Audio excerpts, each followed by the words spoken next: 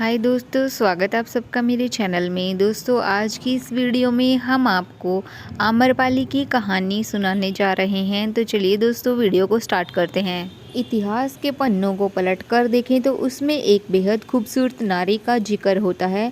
उसकी बड़ी बड़ी आंखें, उसके चेहरे की सुंदर काया और शरीर की आकर्षण बनावट को जो कोई देखता वो उसमें खो जाता था। उस स्त्री को देखकर ऐसा लगता था जैसे ईश्वर ने उसे बड़ी मेहनत और लगन से बनाया हो। इतिहास की वो स्त्री आज भी आम्रपाली के नाम से विख्यात है। हर नारी की खूबसूरती उसके व्यक्तित्व में चार चांद लगा देती है। लेकिन आम्रपाली के साथ आखिर ऐसा क्या हुआ कि उसकी सुंदरता ही उसके लिए अभिशाप बन गई। एक नारी की खूबसूरती को बड़ी कीमत चुकानी पड़ी। आम्रपाली को नगरवधु यानी वेश्या बनने के लिए मजबूर होना पड़ा था।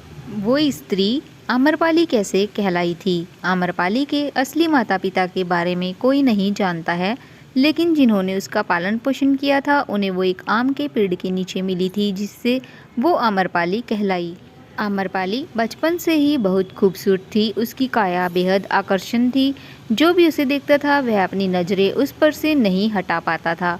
आम्रपाली जैसे जैसे बड़ी होती गई उसका सौंदर्य चरम पर पहुंचता गया, लेकिन उसकी यही खूबसूरती, उसका यही आकर्षण उसके लिए एक श्राप भी बन गया था। हर कोई नारी की खूबसूरती का दीवाना होता है। ये आम्रपाली की खूबसूरती का ही कमाल था कि वैशाली का हर पुरुष उसे अपनी दुल्हन बनाने के लिए बेताब रहने लगा था।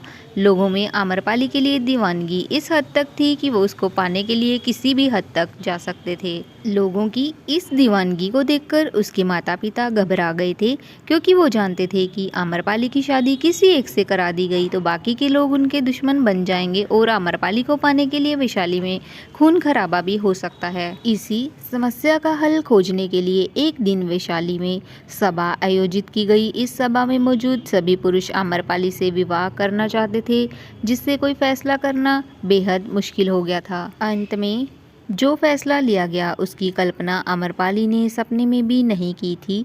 सभा में सर्वसम्मति के साथ आम्रपाली को नगरवधु यानी कि वेश्या घोषित कर दिया गया था। ऐसा इसलिए किया गया था क्योंकि सभी जन वैशाली के गणतंत्र को बचाकर रखना चाहते थे। नगरवधु बनने के बाद हर कोई आम्रपाली को पाने के लिए आज़ाद था। इस एक फैसले ने उसे नगर के सभी लोगों के लिए एक वेश्या बनाकर रख दिया था। गौतम बुद्ध की शरण में भी चली गई थी आम्रपाली। आम्रपाली ने सभी के इस फैसले को अपनी तकदीर का लिखा मानकर स्वीकार भी कर लिया था। उसने सालों तक वैशाली के धनवान लोगों का मनोरंजन किया, लेकिन एक वक्त ऐसा भी आ गया था जब वो सब कुछ छोड़कर गौतम बुद्ध की शरण में चली गई थी और बौद्ध भिक्षुनी बनकर अपना जीवन बिताने लगी थी। आम्रपाली ने सभी के इस फैसले को अपनी तकदीर का लिखा मानकर स्वीकार कर लिया था। उसने सालों तक वैशाली के धनवान लोगों का मनोरंजन किया, लेकिन एक वक्त ऐसा भी आया जब वो सब कुछ छोड़कर गौतम बुद्ध की शरण में चली गई थी और बौद्ध भिक्षुनी बनकर अपना जीवन बिताने लगी थी। ये थी इतिहास की सबसे खूबसूरत नारी की खूबसूरती की कहानी। आशा थी कि आम्रपाली ने भी अपने खुशी जीवन को लेकर ढेर सारे सपने संजोए होंगे। ईश्वर से उसे उपहार के रूप में सुंदर काया भी मिली, लेकिन तकदीर के आगे किसकी चलती है। शायद इसीलिए इतिहास की सबसे खूबसूरत महिला एक नगरवधु के रूप में विख्यात हो गई। ये नारी की खूबसूरती की कहानी बड़ी अजीब है। तो दोस्तों, आपको ये जानकारी कैसी लगी?